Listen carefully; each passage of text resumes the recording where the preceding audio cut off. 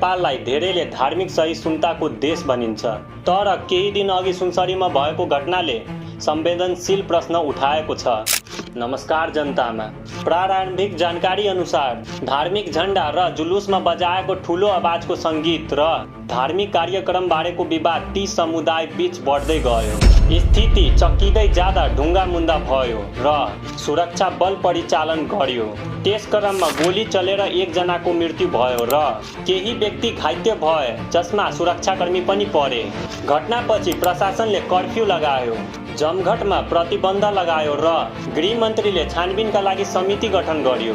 केही सुरक्षा अधिकारीको जिम्मेवारी समेत फेरबदला भयो।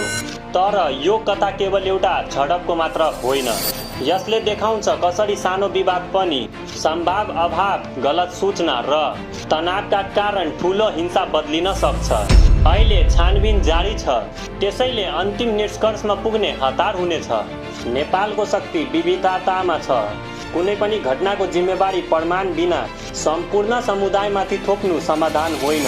सत्य पत्ता लगाउनु काम अनुसन्धानको हो र शान्ति कायम राख्ने जिम्मेवारी हामी सबैको हो।